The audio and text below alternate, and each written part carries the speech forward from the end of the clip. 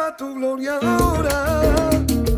Señor, derrama tu gloria ahora. Abre tus manos, Señor, y envíanos la bendición. El Señor está en nuestros medios. Amén. Amén. Y es que tenemos un Dios que desde que se encarnó, desde que nuestro Cristo se encarnó, a Él le ha gustado siempre aparecer en medio. Paloma.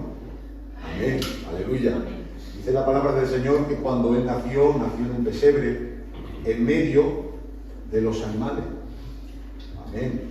Luego, transcurrido el tiempo, en el capítulo 3 del libro del Éxodo, cuando Jehová se le aparece a Moisés en medio de una zarza que ardía y no se apagaba, dice que en medio de esa zarza apareció el ángel de Jehová, que es una teofanía, una representación de Jesucristo en el Antiguo Testamento. ¿Dónde apareció? Pérez, en medio de la zarza. Amén. Tenemos un Dios que le gusta aparecer en el medio. Amén. Luego, un poquito más adelante, al Señor lo intentaron en una ocasión quitar del medio, que fue cuando lo crucificaron.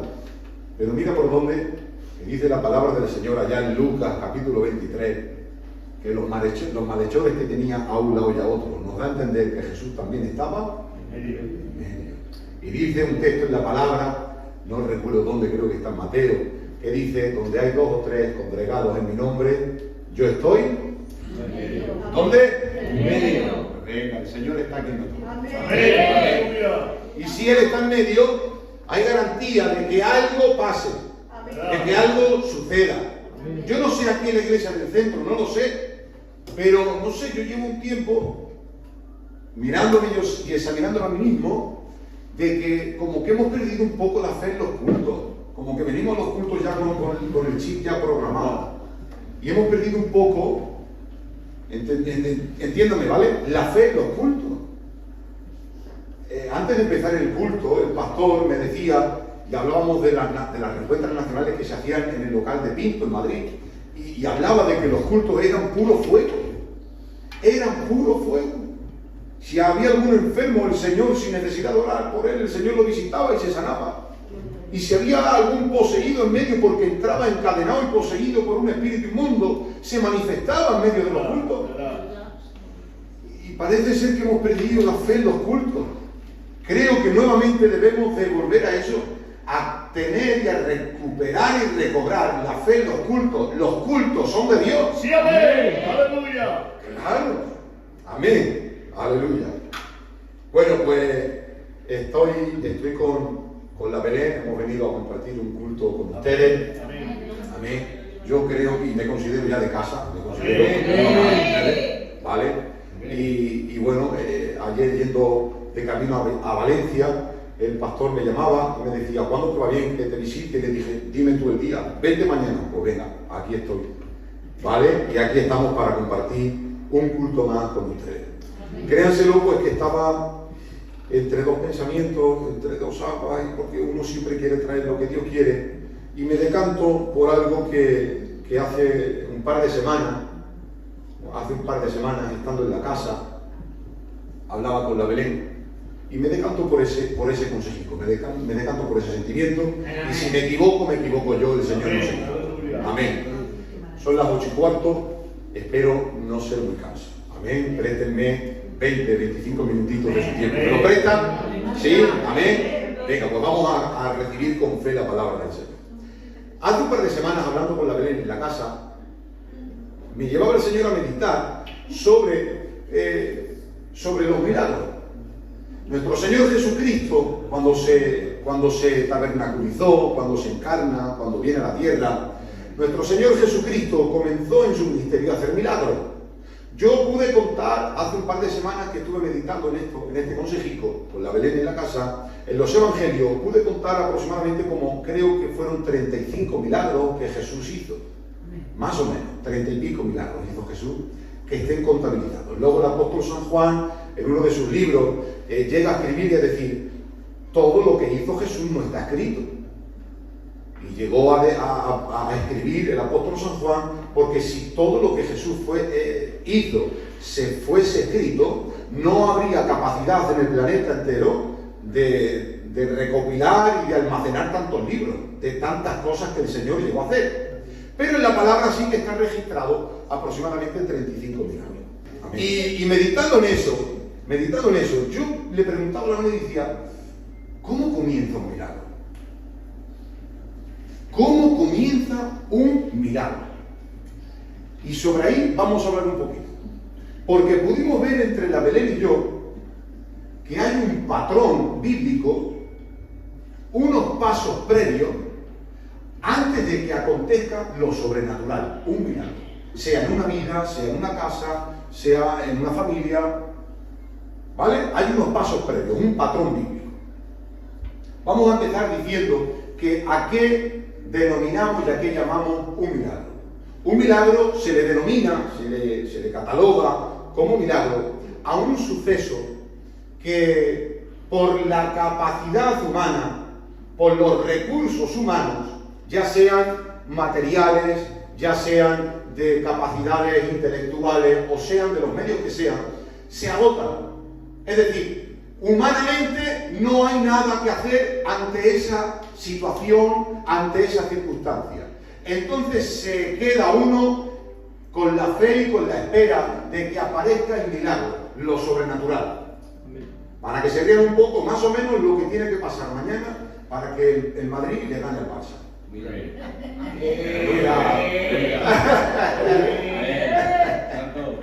Gloria a Dios. Es decir, un milagro es cuando en los recursos humanos y las capacidades humanas se han acabado. Es decir, ya no tengo nada que hacer. Ahora solamente entiendo que si esto se soluciona, si esto cambia, si esto se transforma, podré decir con la boca llena, sin lugar a duda ninguna, que ha sido un milagro. Amén. A eso se le cataloga y se le denomina un milagro. Bueno, pues, como todo tiene un principio, Cristo también tuvo un principio de milagro. Y eso está en el Evangelio según San Juan, capítulo 2, versos del 1 al 5, y dice el título, el rótulo de esa escritura, las bodas de Caná. Dice, al tercer día se hicieron unas bodas en Caná de Galilea, y estaba allí la madre de Jesús. Y fueron también invitados a las bodas Jesús y sus discípulos. Y faltando el vino, la madre de Jesús le dijo, no tienen vino. Jesús le dijo, ¿qué tienes conmigo, mujer? Aún no ha venido mi hora. Su madre dijo a los que servían, haced todo lo que os dijere. Este es el primer milagro que Jesús hizo. ¿Vale? Y como principio de milagro, también aquí hay los pasos previos, el patrón bíblico del resto de todos los milagros que están registrados en la Biblia hechos por Jesús. De aquí vamos a sacar 3 o 4 principios del antes, de lo que sucede antes de que acontezca un milagro.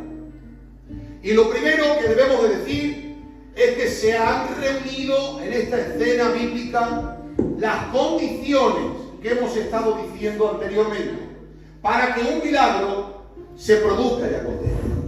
Y es que humanamente se agotaron los recursos en esas bodas llamadas las bodas de Caná.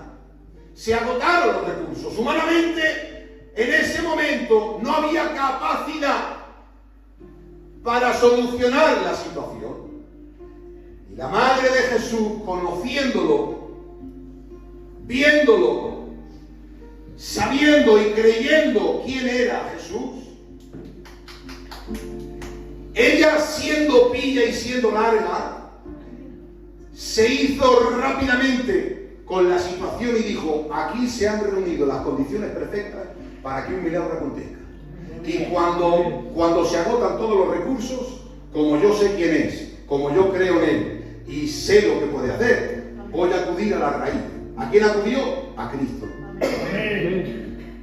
Así que número uno, el primer paso previo bíblico antes de que acontezca un milagro es que cuando usted y yo veamos que en la situación, sea de la índole que sea, veamos, sepamos, entendamos que se han agotado los recursos, que no podemos hacer nada, que no hay consejo que cambie, que no hay dinero que transforme, que no hay capacidades ni conocimiento, es decir, no hay nada, posibilidad ninguna. Lo primero que debemos de hacer es acudir a Jesús. Amén. Aleluya. Amén. Aleluya. Y el paso número 2 es que no solamente se acerca a Jesús, sino que habla con Jesús. El paso número 2 que vemos bíblicamente antes de que suceda un milagro es no solamente acercarse a Jesús, sino comenzar a hablar con Jesús y a contarle la situación y a decirle: necesitamos que tú actúes. Necesitamos que tú actúes, porque no hay nada ni nadie que lo pueda hacer, solamente tú. Amén. Y eso es lo que hizo María. Se acercó a Jesús y luego habló con Jesús. Pero número 3, ¿qué es lo que hizo María? Aquellos que estaban al cargo, los maestresalas, los camareros, los encargados de repartir el vino, la comida, de servir a los invitados, aquellas bodas, ella acudió a ellos y les dijo: haced todo lo que os dijere. Ese es el paso número 3. Porque no basta con acercarse a Jesús, número 1. Número 2, tampoco es suficiente con hablar con Jesús para que el milagro comience a activarse, por así decirlo, sino que hay que llegar al paso número 3, hacer todo lo que Él nos diga. Amén. Aleluya. Amén. Y número 4, también vemos el principio de los milagros, que es que el Señor convirtió y transformó. Lo vuelvo a repetir. El primer milagro que hizo lanzaba un mensaje.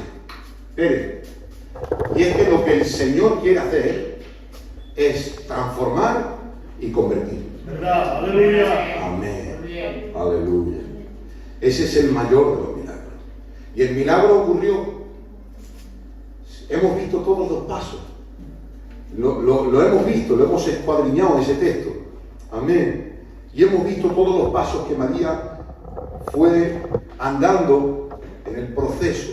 Y el milagro se hizo. Amén. Amén. Dice Lucas capítulo 18, verso 27. Lo que es imposible para los hombres es posible para Dios. Amén. Dice Mateo capítulo 7, verso 8. Porque todo el que pide, recibe. En Marcos capítulo 5 aparece otra escena que también se cumple en estos pasos. Y es Jairo, uno de los principales de la sinagoga. Jairo tiene una hija que está enferma, que se está muriendo. La Biblia enseña que llegó a morir. Amén. Pero antes de que eso pasara, Jairo, principal de la sinagoga, también tuvo la capacidad suficiente para seguir cumpliendo esos pasos previos, ese protocolo previo al milagro. Es decir, analizó la situación y entendió que no había médico que pudiese sanar a la niña. Entendió que los recursos se habían agotado. ¿Se acuerdan, verdad? Número 1. Esto lo voy haciendo para que se quede en la memoria y luego vamos a aplicarlo a nosotros. ¿Me van siguiendo? Amén. Amén. Jairo entendió que se habían agotado todos los recursos humanos. ¿Qué es lo que hizo Jairo? Jairo seguro había escuchado de un tal Jesús de Nazaret, que hacía muchos milagros, que sanaba, que liberaba, que multiplicaba los panes, los peces. Seguro lo había escuchado. Porque el paso, después de analizar de que la situación en su vida él no puede solucionarla ni nadie humanamente, lo siguiente que hace es lo que hizo María. Se fue a buscar a Jesús. Y cuando buscó a Jesús, habló con Jesús. ¿Se dan cuenta? El segundo paso. Y Jesús le dijo: llévame. Es decir, Jairo también estaba empezando el tercer paso. Estaba empezando a hacer todo lo que Jesús le decía. Era llevar a Jesús a donde la niña. ¿Sí o no? Amén. Y al cumplir esos pasos previos, el milagro se obró. Porque llega a la casa y le dice a la niña, la niña no está muerta, la niña está durmiendo. La niña duerme. Y la resucitó y le dijo: dale de comer a la niña que tenía hambre. Y el milagro se obró. Sí, amén. Amén. Aleluya. Hay muchísimos ejemplos más. Pero yo creo que hasta aquí ya se ha entendido y no quiero hacerlo más largo. Pero sí que debo de leer Santiago 2:17, donde nos dice lo que estamos hablando, nos sigue reafirmando lo que estamos hablando. Así también la fe, si no tiene obras, es muerta en sí misma. El apóstol San Pablo es aquel que dice: muéstrame tu fe sin tus obras, por tus dichos, que yo te mostraré mi fe sin hablar. Mis obras, mi conducta, mi actitud, mi día a día, te hablarán y te dirán que mi fe es verdadera. Porque la fe que obra, esa es la que agrada a Dios, esa es la verdadera. Porque el mismo apóstol Santiago dice: tú dices que crees y haces bien en creer, pero es que los demonios también creen y tiemblan, pero no se transforman, no se convierten, siguen siendo demonios. Así que no es suficiente con los pasos previos si luego no se hace todo lo que Jesús diga, ordene y mande. Amén. Amén. Aleluya. Así que ahora podríamos decir, bueno, entonces, hermano Josué, cuando yo esté viviendo y analice la situación en mi vida y me encuentre en esa situación, ¿me estás queriendo decir que cuando yo cumpla todos esos pasos previos, el Señor sí o sí va a hacer el milagro? ¿Va a hacer aquello que es imposible para mí? ¿Va a sanar a mi familiar enfermo? ¿Sí o sí lo va a hacer el Señor? Porque nos estás predicando que si se cumplen esos pasos previos que lo estamos hablando y lo estamos viendo en la Biblia, como resultado, la suma de todos esos pasos, el resultado fue de que el milagro vino. Entonces nos estás queriendo decir que el milagro sí o sí va a suceder. Bueno, pues tengo que decirte, Iglesia del Centro, que no es así. ¿Y a dónde tenemos que acudir? Tenemos que acudir a la soberanía de Dios. Amén. Y este Dios es soberano. Amén. Y hace lo que quiere, cuando quiere, como quiere. Muy bien. Claro. Porque si no, esto empieza a sonar a una doctrina rara. A la doctrina de la superfe. De que lo que yo confieso y de lo que yo digo, soy un mini Dios y yo soy hijo de Dios, soy hijo del rey, soy un príncipe y yo decreto y yo declaro. No, eso es satánico, eso es falso. Eso es falso. Ahora bien, el Señor es soberano y Él puede hacer lo que quiera, porque la palabra soberano es eso, que puede hacer lo que quiera, cuando quiera, como quiera, sin tener que dar explicaciones a nadie, porque no tiene a nadie por encima de Él. No tiene que rendirle cuentas a nadie. Y eso lo vemos, por ejemplo, en 2 de Reyes, capítulo 13, verso 14, dice: estaba Eliseo enfermo, ¿de qué? De la enfermedad de la cual murió. Eliseo era un hombre de Dios. Eliseo era tan hombre de Dios que dice la palabra que cuando él fallece, habían unos que llevaban su cuerpo, el féretro, y cuando van a llevarlo a enterrarlo, dice que cae sobre la fosa, ¿no? Y dice que habían allí ya más cadáveres enterrados. Y su cuerpo, difunto ya, cadáver, al tocar el cuerpo de los otros difuntos que estaban allí enterrados, dice que volvieron a la vida, resucitaron. Ese era el nivel de Eliseo. Era un hombre de Dios. Pero acabamos de leer en 2 de Reyes capítulo 13, verso 14, que Eliseo estaba enfermo y murió enfermo de esa enfermedad de la cual estaba enfermo. Eliseo cumplía los requisitos para pedirle al Señor: sáname. ¿Y lo podría el Señor sanar? Claro. Pero es que el Señor no quiso. No estaba en sus planes. No estaba en su voluntad. Y Él es Dios y nosotros no. Debemos de aprender esto. Yo sé que el hermano Pérez luego hace recortes y pone. Yo creo que esto en un recorte queda bien. Para que lo aprendamos y se nos grabe a fuego. Es hora de dejar que Dios sea Dios. Muy bien. Aprendamos a dejar de que Dios sea Dios. Él es Dios y nosotros no. Él lo sabe todo y nosotros no. Amén. Aleluya. Y sabemos que lo que Él permite que suceda en nosotros, todo, absolutamente todo va a ser para bien. Amén. Porque esa es la Biblia, porque esa es la vida cristiana, porque esa es la confianza que debe de tener todo hijo e hija de Dios. Aleluya. Hay unas frases por ahí que son muy bonitas y me vienen ahora a la memoria. Y dicen esas frases: si confiamos en el piloto de un avión cuando nos montamos en un avión, sin conocerlo, si confiamos en el que conduce un tren, sin conocerlo, ¿por qué nos cuesta tanto confiar a los hijos y a las hijas de Dios en nuestro Dios, que sí le conocemos y que sabemos que todo, absolutamente todo, está bajo su dominio y control? ¡Aleluya! Y 2 de Corintios, capítulo 12, versos del 7 al 9, dice que el apóstol San Pablo también reunía todos esos requisitos, los pasos previos a un milagro en su vida, porque dice la palabra en esa cita bíblica que he citado, que el apóstol San Pablo dice que venía, que tenía un aguijón, como un tormento, dice que le venía y la bofeteaba, la atormentaba. Uno dice que era su mala conciencia de los años anteriores, antes de convertirse al Señor, de que había dado persecución a los cristianos de la iglesia primitiva. Otros dicen que era una enfermedad. No lo sabemos a ciencia cierta, pero sí sabemos que el apóstol San Pablo eso le servía de tormento. Y dice el apóstol Pablo: he rogado a Dios por 3 veces. ¿Y saben cuál ha sido su respuesta? Apóstol Pablo, te sano. ¡No! Le dijo, en otras palabras, parafraseando al Señor: no quiero quitarte ese aguijón. La respuesta que recibió el apóstol San Pablo a esa rogativa por 3 veces fue: bástate mi gracia, bástate mi gracia, porque en tus debilidades yo te hago fuerte. Así que aunque cumplamos todos los pasos previos y el protocolo bíblico antes de que acontezca un milagro, eso no quiere decir de que el Señor vaya a obrar el milagro.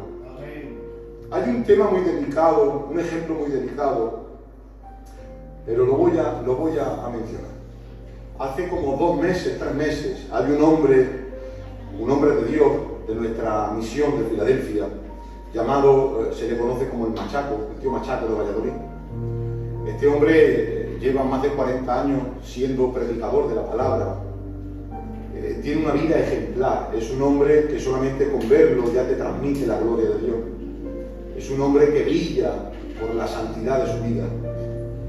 Y este hombre tenía uno de sus hijos, el más pequeñito, a la edad de 28 años, hace 2 o 3 meses. Estaba arrastrando una enfermedad hacía ya tiempo. Este hombre es un hombre de Dios que ha entregado y sigue entregando su vida al Evangelio y al Señor. Y estuvimos rogando toda España, y este hombre, como padre y siervo de Dios, estuvo rogando mucho tiempo al Señor por su hijo: Señor, sánalo, Señor, sánalo. Pero al final el Señor se lo llevó y no lo sanó. Pero volvemos al mismo. Debemos de dejar que Dios sea Dios. Él lo sabe todo y nosotros no. ¿Vale?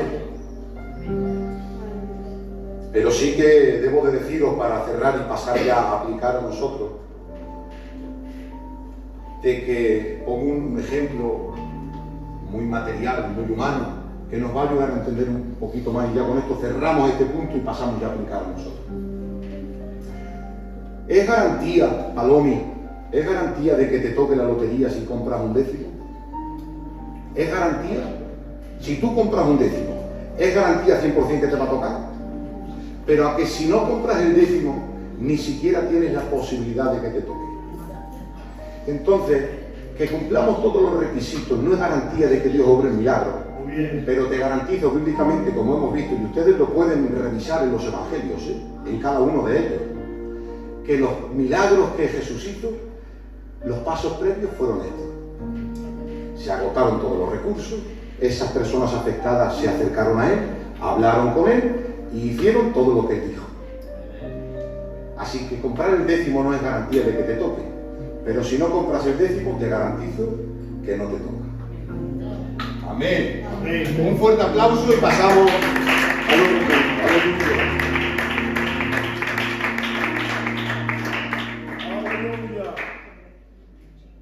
que hermano Josué? ¿Qué nos quiere decir en esta tarde? Voy a acabar ya. He dicho 20, 25 minutos. Tengo 20 minutos, 3 minuticos más, 5 minutos máximo y ya cerramos. ¿De acuerdo? El milagro no salva. Las sanidades no salvan.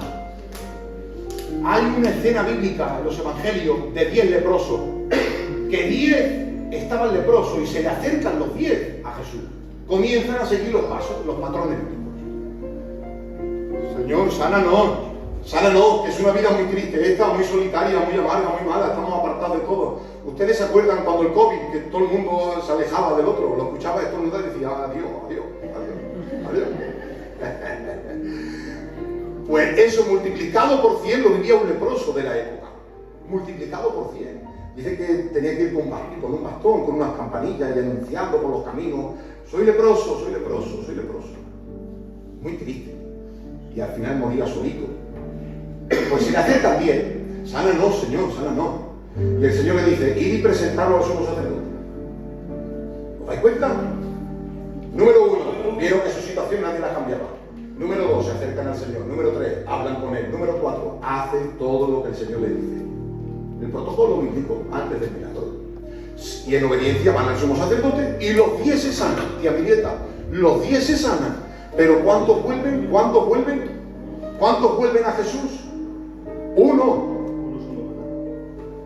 1. Un 1%. O sea, de 100 personas, 10. De 10 personas que eran ellos, 1. De 1000 personas, 10 o 100. Eso nos da a entender de que el milagro no salva. Porque la señal inequívoca de que uno es salvo es que lo único que quiere hacer inmediatamente es seguirle a Él. Es seguirle. Amén. Amén. Aleluya. El apóstol San Juan, en su libro, en su Evangelio, capítulo 10, verso 20, recoge una historia que es que en una ocasión estaban los discípulos de Jesús y no estaba Jesús con ellos, y un padre que tenía un niño atormentado por un demonio. El padre le trae al niño a los discípulos de Jesús y le dice, bueno, tengo a mi hijo atormentado por un demonio, ¿podéis hacer algo vosotros? Y ahora yo me lo puedo imaginar haciendo de todo, haciendo la cruz, haciendo el pino, haciendo todo. Yo no sé el rato que estarían allí, yo no lo sé.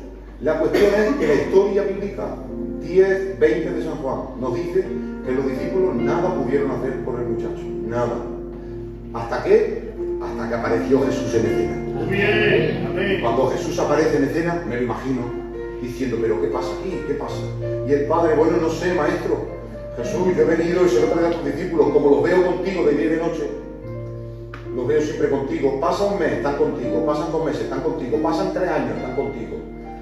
Pues yo pensaba que ellos también habían aprendido ya esto del culto, de hacer así y sacar al demonio.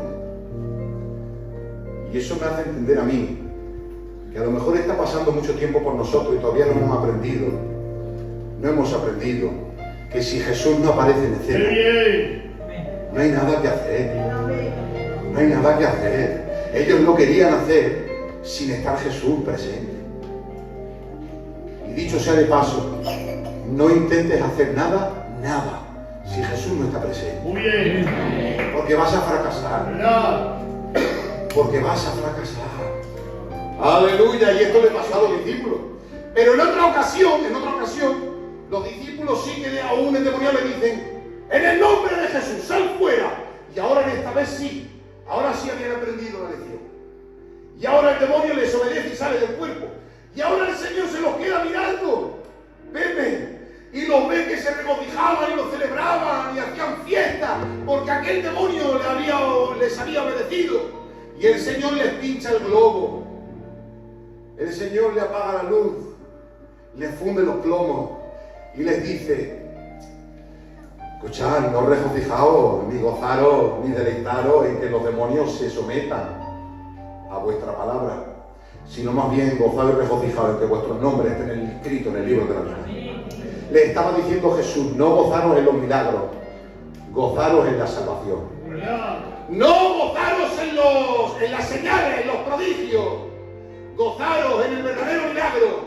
Hemos dicho que en el principio de la boda de Canaán hemos aprendido principios, pues el último principio que aprendemos es que Jesús lo que hizo fue convertir, transformar el agua en vino. Y el mayor de los milagros que Jesús puede hacer en una vida, en un matrimonio, en una casa, en una familia, en un pueblo, en un barrio, en una nación, es convertir y transformar nuestra naturaleza. ¡Aleluya! La iglesia de Cristo no busca señales, no busca milagros, busca al que hace las señales y al que hace los milagros. Mire, y ya terminamos.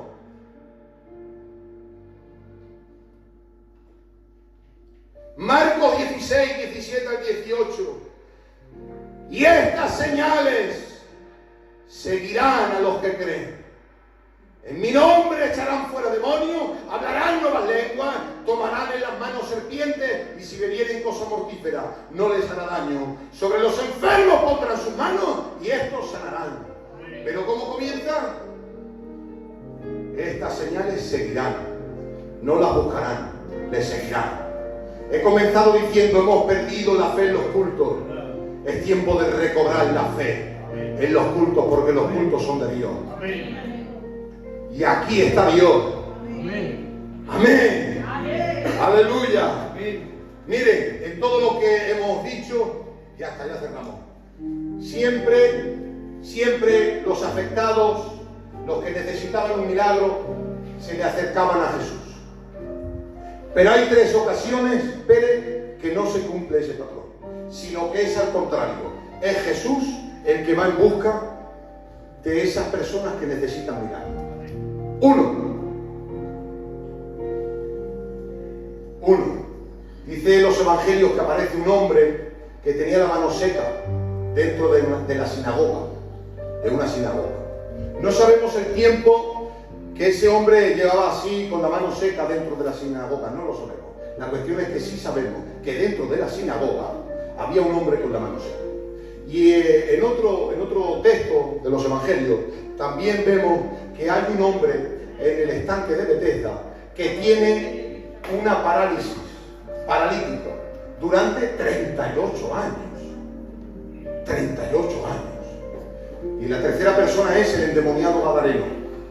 No es el endemoniado gadareno que va en busca de Jesús, sino que es Jesús el que busca al gadareno. ¿Vale? Y la mujer también de Samaria, cuando dice le era necesario a Jesús pasar por Samaria. En estas ocasiones se invierte. Ya no van los necesitados de milagro en busca del milagro a Jesús, no. Ahora es Jesús quien va en busca de él. Y esto lo he recibido esta tarde antes de venir aquí. Me he puesto un ratico en la casa de rodillas y el Señor me lo ha dado así fresco y lo lanzo también para todos nosotros. Y me hacía entender el Espíritu. Cristo fue a buscar al de la sinagoga de la mano seca. Cristo fue a buscar al del estanque de Betesda. Cristo fue a buscar a aquella mujer de Samaria. ¿Saben por qué? Porque estos 3 ya tenían conocimiento, tenían relación con lo religioso. Porque de la mano seca estaba dentro de un ámbito religioso, una sinagoga. El paralítico de Betesda también estaba dentro de un movimiento, algo religioso, porque él tenía conocimiento que de tanto en tanto venía un ángel y ahí sucedía el milagro. Tenía conocimiento y tenía la esperanza de que algún día le tocara a él. Aleluya. Y la mujer de Samaria, cuando Cristo habla con ella, la mujer le dice, Señor, ¿dónde tenemos que adorar? Porque unos dicen que los samaritanos tenemos que adorar en el monte, en el pozo de Jacob, y otros, los judíos, dicen que en el templo de Jerusalén. ¿Dónde? Es decir, todos tenían una mente religiosa, un espíritu religioso, un ámbito religioso. Formaban parte de algo religioso, pero les faltaba lo más importante, era Jesús. Y como ellos dentro de la religión vio Cristo que ellos no iban a tener la capacidad porque se conformaban. Con los religiosos se conformaban. Con estar el de la mano seca, con estar en la sinagoga se conformaba. El del estanque de Betesda, con estar allí y tener la esperanza de si algún día le tocaba, también se conformaba. La mujer de Samaria también se conformaba porque fue por agua. El ir a por agua es algo rutinario, algo del día a día. Me conformo, ni pienso en lo que necesito. Mientras seguía teniendo 5, 6 o 7 maridos, yo no lo sé. Como dice el Antonio de Moradín, 5 lobitos, ¿no? Seguía su vida de pecado. No había transformación, no había conversión. Es por eso que Jesús, dentro del ámbito religioso, aquellos que estaban en el ámbito religioso, es Jesús quien tiene que salir a su encuentro y no ellos al encuentro de Jesús. Dicho sea de paso, y me lo hacía entender así el Espíritu, y yo lo comparto en esta tarde, no lo sé, si en los que estamos en esta reunión hay alguien así, que necesita el milagro, que necesita la transformación y la conversión dentro de su corazón, que su vida cambie, que su vida sea transformada. No lo sé. Pero mientras se conforma con acudir aquí 3 o 4 veces a la semana. Pero si tiene que seguir mintiendo, miente. Pero si tiene que seguir haciendo lo que no es recto a los ojos del Señor, lo sigue haciendo. Pero si tiene que hacer según que es chanchullo, pues lo hace. Su vida no es cambiada, su vida no es transformada. El pecado no le molesta en la conciencia, no le incomoda. Si hay alguien aquí, en esta tarde Jesús saldrá a tu encuentro. Y te hará entender que lo religioso no es suficiente. Lo religioso no transforma. Lo religioso no cambia. Lo religioso no salva. Es Jesús. Jesús, autor y consumador de la fe. Aleluya. Así que esto es lo que yo sentía en el corazón. En el nombre del Señor. Aleluya.